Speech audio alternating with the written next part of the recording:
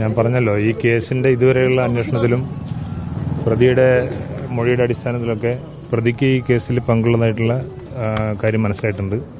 അതിന്റെ അടിസ്ഥാനത്തിൽ പ്രതി അറസ്റ്റ് ചെയ്തിട്ടുണ്ട്. ബാക്കി ഈ കേസിൽ വേറെ എന്തെങ്കിലും ദുരൂഹതയുണ്ടോ അല്ലെങ്കിൽ വേറെ ആർക്കെങ്കിലും പങ്കുണ്ടോ, എന്തിനാണ് ഈ കുറ്റകൃത്യം ചെയ്തത് എന്നുള്ള കാര്യങ്ങളൊക്കെ വളരെ വിശദമായിട്ടുള്ള അന്വേഷണത്തിന് വിധേയമാക്കുന്നതായിരിക്കും.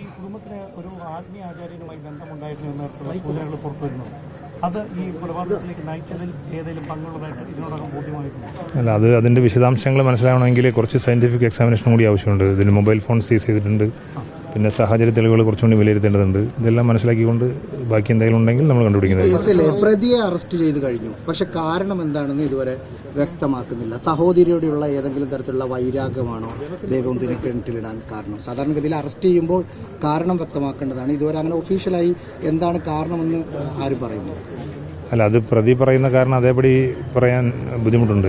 കാരണം പോലീസ് അറസ്റ്റ് ചെയ്തത് കൃത്യമായി കാരണം പ്രതി കുറ്റം ചെയ്തതായി ബോധ്യപ്പെട്ടതിന്റെ അടിസ്ഥാനത്തിലാണ് അറസ്റ്റ് ചെയ്തിട്ടുള്ളത്. കാരണങ്ങളും മറ്റേ അതിന്റെ മോട്ടീവ്സ്, ഇന്റൻഷൻ, ഈ കാരണങ്ങളൊക്കെ കുറച്ചുകൂടി കൂടുതൽ നമ്മൾ അന്വേഷിക്കുന്നുണ്ട്. കട്ടിൽ കത്തിയടക്കമുള്ള ചില കാര്യങ്ങൾ ഉണ്ടായിരുന്നല്ലോ വീട്ടില്. കട്ടിൽ കത്തിയത്, അതോടൊപ്പം തന്നെ കയറ് കുരുക്കിട്ട നിലയിലേക്ക് കണ്ടെത്തുന്നത്, അതൊക്കെ എന്തെങ്കിലും തരത്തിലുള്ള തെറ്റിദ്ധരിപ്പിക്കാനുള്ള ശ്രമമാണോ, അത് മറ്റെന്തെങ്കിലും? അതെല്ലാം പ്രതി പറഞ്ഞിട്ടുള്ള പല കാര്യങ്ങളുണ്ട്. അതെല്ലാം കൂടുതൽ അന്വേഷണം നടത്തി അയാൾ പറയുന്ന കാര്യങ്ങൾ വസ്തുതയുണ്ടോ, അത് ശരിയാണെന്നുള്ള പരിശോധിച്ച് നോക്കിയാൽ മാത്രം പറയാം. തീപിടുത്തവുമായി ബന്ധപ്പെട്ട് എന്താണ് അതിലങ്ങനെ പറയാറായിട്ടില്ല. അത് വിശദമായിട്ട് അന്വേഷിച്ച് മാത്രമേ പറയാനുള്ളൂ.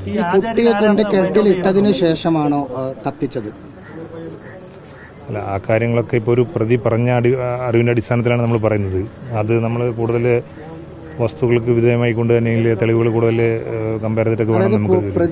പ്രതി ഏറ്റുപറഞ്ഞ കാര്യങ്ങൾ പൂർണ്ണതോതിൽ പോലീസ് വിശ്വസിക്കുന്നില്ല, അത് കറക്റ്റ് ആണോ എന്ന് അന്വേഷിക്കും. അതെ, അത് നമ്മൾ മറ്റു തെളിവുകളുടെ അടിസ്ഥാനത്തിൽ അത് ബോധ്യപ്പെട്ടതിന് ശേഷം മാത്രമേ അത്തരം കാര്യങ്ങൾ നമുക്ക് കൺഫേം. അല്ല, അങ്ങനൊന്നും പറയാറായിട്ടില്ല. 2 ദിവസം അന്വേഷണം നടത്തട്ടെ, ബാക്കി കുറെ കാര്യങ്ങൾ അന്വേഷിക്കാനുണ്ടല്ലോ.